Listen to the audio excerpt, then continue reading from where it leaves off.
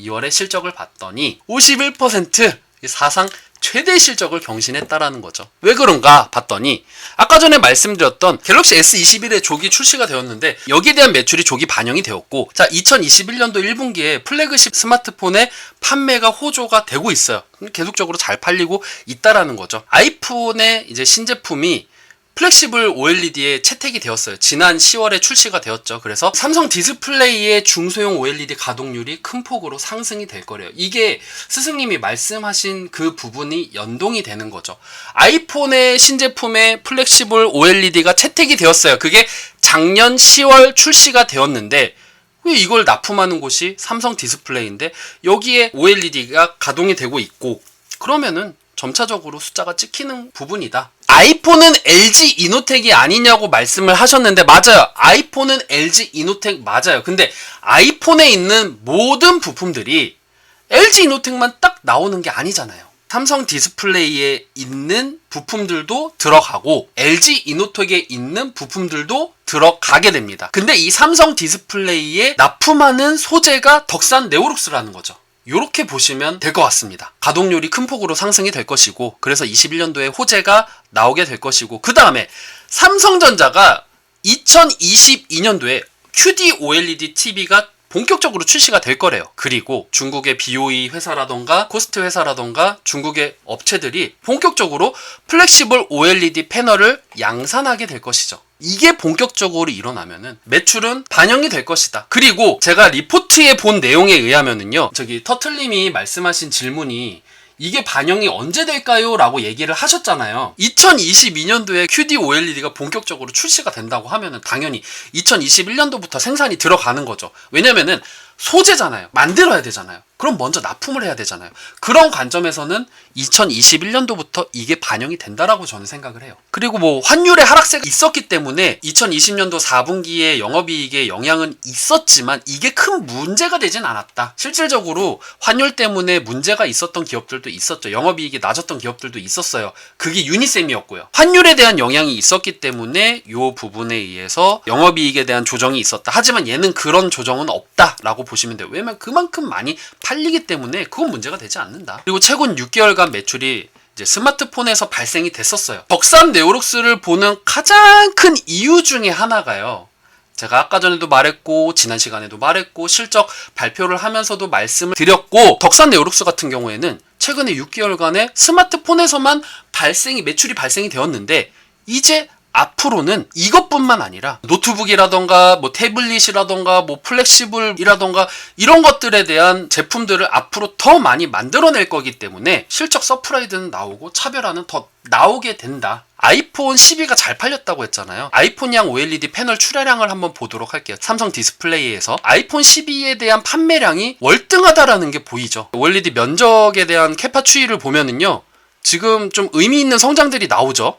제가 아까 전에 말씀드렸던 그 부분이 여기에 반영이 됐다고 생각을 해요. 진짜 유독 한국이 되게 유일했어요. 그런데 말씀드렸죠. 21년도부터 역전이 된다고. 21년도 봤더니 2022년도 역전됐네? 그리고 23년도에 중국 시장이 엄청 커지는데, 그리고 또 여기서 하나가 더 있어요. 대만도 늘어나요. 그럼 여러분들 투자 포인트를 봤었을 때 어떤 기업들을 봐야 될까요? 대한민국만 바라보는 기업보다는 덕산 네오룩스처럼 해외 수출 비중이 높은 애들, 그런 애들을 봐야지 이 시장에서 굉장히 유리하겠죠. 그런 관점으로 보는 것이 요 지표를 보고 저는 그런 생각을 하게 되었어요. 요것도 투자 포인트를 잡는 방법이다, 이렇게 생각을 하게 되었습니다. 이런 얘기를 진짜 실제 하시더라고요. 제가 방송을 하고 나서 노트북을 만들고 TV를 만드는 게 뭐 주가 오르는 거랑 무슨 상관이냐? 디스플레이에서 특히 소재 같은 경우에는 모바일 한 대 파는 거랑 TV 한 대 파는 거랑 달라요. 그러니까 그만큼 많은 소재가 들어가기 때문이죠. QD OLED 본격적으로 나올 때 500만 대 생산을 하면은 모바일 기준으로 했었을 때는 약 15억 대 판 효과가 나온다는 거죠. 그러니까 노트북도 나오고 태블릿도 나오고, 그럴수록 우리가 소재를 납품하는 기업들은 더 호재가 되는구나, 이렇게 보시면 될 것 같아요. 삼성전자 노트 PC 판매가 더 강화되기 때문에 수혜가 전망이 된다. 그리고 울트라 슬림 뭐 이런 슬림 타입들, 아까 말씀드렸죠. LED랑 OLED랑 차이가 뭐냐면요, 이제 OLED가 유기재로 생산을 만드는 유기 발광 다이오드잖아요. 이렇게 만들었을 때 장점이 두께와 무게를 줄일 수 있기 때문에 더 가볍고 뭐 폴더블이라던가 이런 거 만들 때도 오히려 LED보다는 더 유리하다라고 아까 말씀을 드렸죠. 극대화된 슬림 타입들이 이제 나오게 되면은 거기에 따라서 또 OLED의 수혜는 더 나오게 될 것이다. 그리고 노트 PC용 M10R 공급이 되고 3월부터 본격화가 된다라고 나와 있습니다. 매출 증대가 이로 인해서 2분기부터 확인이 될 것 같다. 그러니까 뭐 노트라던가 플렉시블이라던가 노트 PC용 같은 제품들이 나오고 이 증대 효과가 나오는 시점은 2021년도 2분기부터 가능하다. 이렇게 전망이 나왔어요. 매출 증대 효과는 그래서 2021년도 2분기부터 확인할 수가 있다.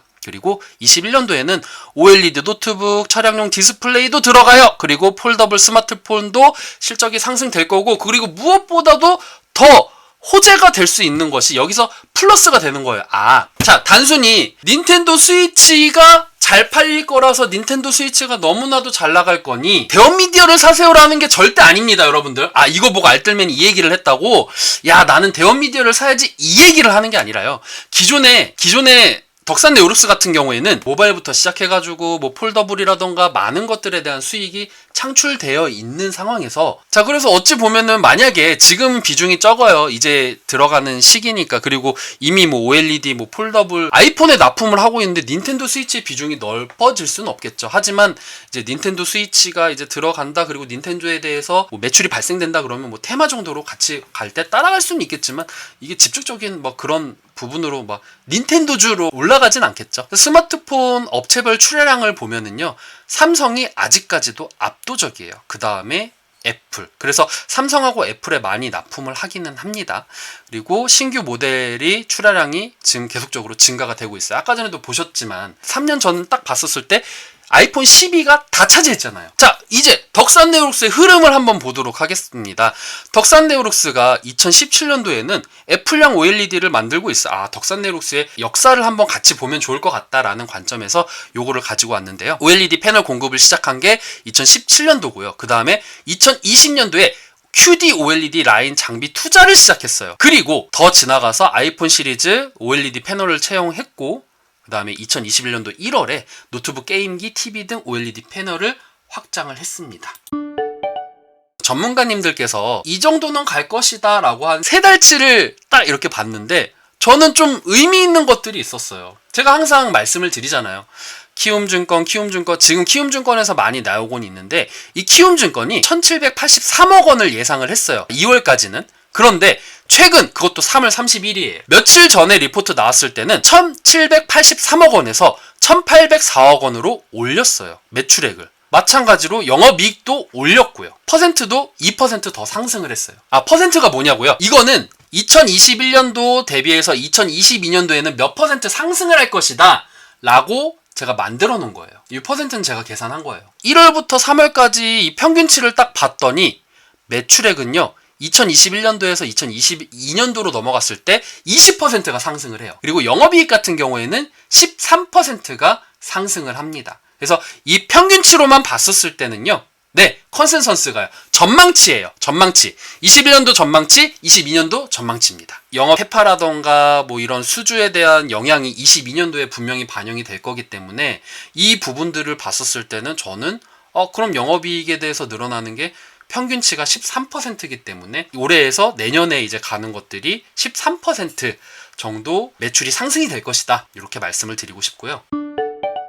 적정 주가를 한번 보도록 하겠습니다. EPS 곱하기 업종 PER을 곱했어요. 그랬더니 21년도 4월 1일 기준으로 해서 EPS가 뭐냐면은 한 주가 한 해 동안 벌어들일 수 있는 수익이에요. 그게 1389원이고요. 그리고 업종 PER이 79.01이었습니다. 요걸 곱한 수치가 109,745원입니다. 근데 이거를 저는 뭐 맹목적으로 믿으란 얘기는 안 했습니다. 이거는 그냥 참고적으로 보라는 거예요.